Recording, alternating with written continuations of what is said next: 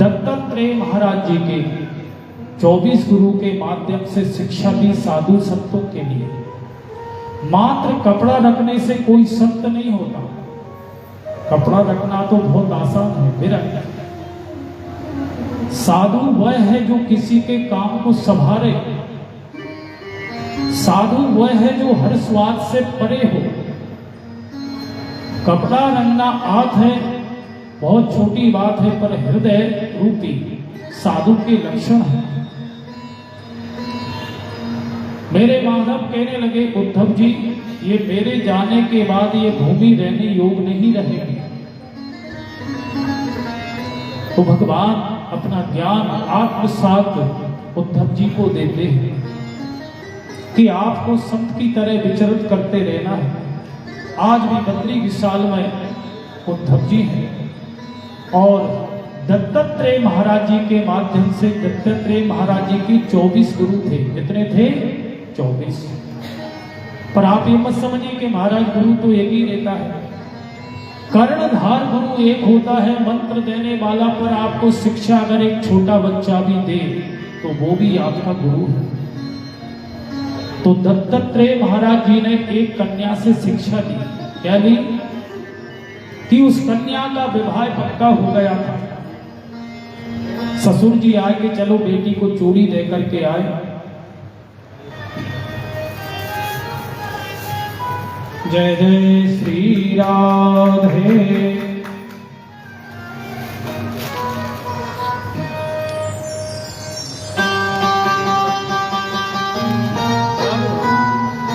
हमारे विश्वकर्मा जी स्वागत करते हुए व्यास गादी का आप सभी कर्तव्य ध्वनि करके उनकी जीवन की मंगल कामना, बढ़िया राधा रानी के उनकी जीवन पर आशीर्वाद बना रहे।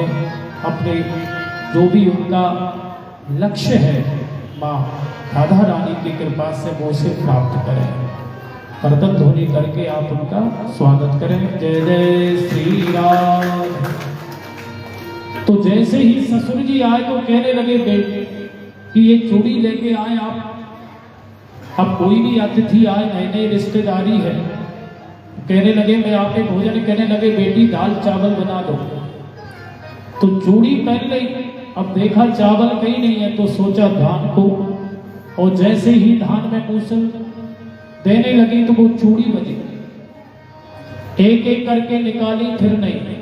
तो शिक्षा दी संत के लिए, अगर संत इकट्ठे रहेंगे तो हमेशा चमीटे ही बचते रहेंगे।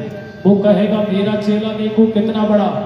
तो संत को हमेशा अकेले ही रहना चाहिए।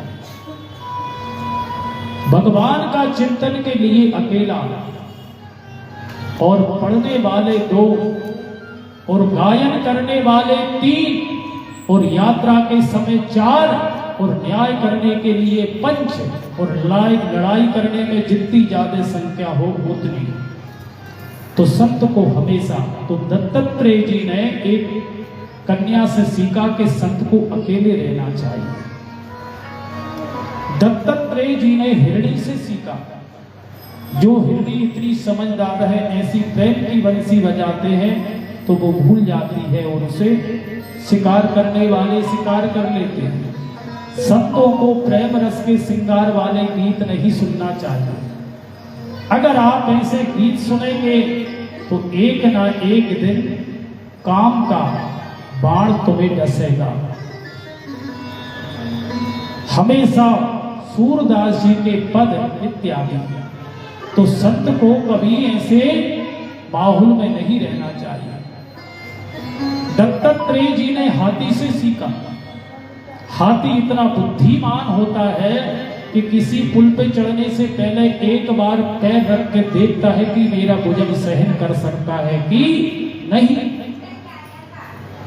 पर वही हाथी को पकड़ने वाले एक नकली हथनी बना करके एक गड्ढा करके, और जैसे ही जो विद्वान हाथी समझदार था, जैसे हथनी को देखता है उसका दिमाग शून्य,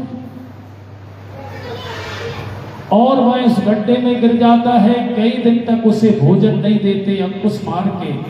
जो जंगल का राजा था वो घर घर एक रोटी मांगता फिरता है। तो संतों को कभी स्त्री का स्पर्श नहीं करना चाहिए। और शास्त्रों ने तो ये कहा कि लकड़ी की स्त्री को, सजीवन स्त्री तो बहुत बड़ी बात है। और हम माता बहनों से भी कहना चाहते हैं, कभी भी पैर पड़ो, पति का स्पर्श ही शास्त्रों में लिखा है। स्पर्श करना मात्र पति देव की खूब सेवा करो, चरण दबाओ, खूब जल आचमन करो, कुछ भी करो, पर पुरुष को दूर से ही प्रणाम करने में हित है आपका और संत का। आप किस प्रकार से संत को छू रही है ये प्रभाव पड़ता है। और संत के मन में स्पर्श होने से क्या प्रभाव पड़ रहा वो जानता है। उसी में हित है दोनों का, संतों का भी और स्त्री जाति का भी। गादी को ही प्रणाम करना चाहिए, स्पर्श करना वर्जित है। स्पर्श मात्र अपने पति देव को ही करना चाहिए। तो ये दत्तात्रेय जी ने सीखा किससे? हाथी की हथनी को देख करके जो इतना बुद्धिमान हाथी था वो चला। दत्तात्रेय जी ने सूर्य भगवान से सीखा। क्या सीखा? कि सूर्य गर्मी से तपता है, जब जमीन से रस निकालता है, और वही जब बारिश का समय आता है तो संतों के पास बहुत चढ़ावा आता है, एक से बढ़ के एक दान आता है। तो वो चढ़ावे को समय आने पर जैसे बदल सबका मंगल कामना के लिए बरसते हैं, चढ़ावा आएगा, आप उसे ठिकाना नहीं लगाएंगे। एक दिन कहीं के चोर आकर के हाथ पैर बराबर करके पूरा माल और ले जाए। संत के पास ज्यादा खजाना रखने की जरूरत नहीं है, कभी भी उसके प्राण संकट में आ सकते। दत्तात्रेय जी ने अजगर को गुरु बनाया। अजगर करे न चाकरी, पंछी करे न काम। कहीं मेहनत के लिए नहीं जाता तो भी कभी एक आध बार कुछ आ गया, बकरी को अंदर नील लेता तो नाम ही पड़ गया अजगर। अज मतलब बकरी। इसी प्रकार संतों को 2-4 घर की ही भिक्षावृत्ति करना चाहिए। सही संत होगा, अगर 7 घर तक भिक्षा नहीं होगी तो कभी 8वें घर नहीं आएगा। उस दिन तुलसी पत्र का भोग लगाता। दत्तात्रेय जी ने हमें शिक्षा दी, अगर एक संत एक ही घर से अगर कई साल तक भिक्षा मांगेगा तो वो संतत्व को खत्म कर लेता है। आपका प्रेम बढ़ेगा उस घर में।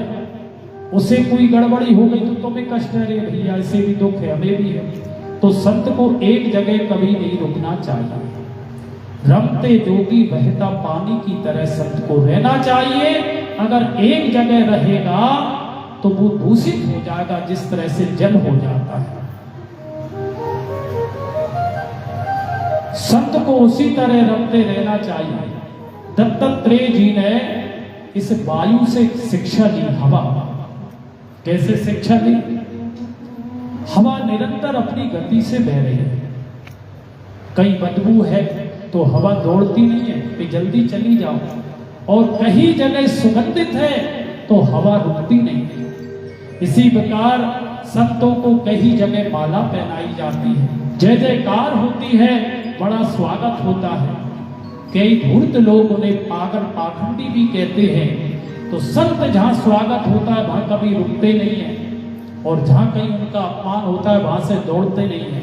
अपनी मस्ती की चाल निरंतर चलते हैं, जैसे ये हवा चलती है।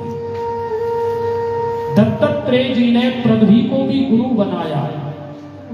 इसी पृथ्वी पे गड्ढा कर रहे हैं, गड्ढा करने वाले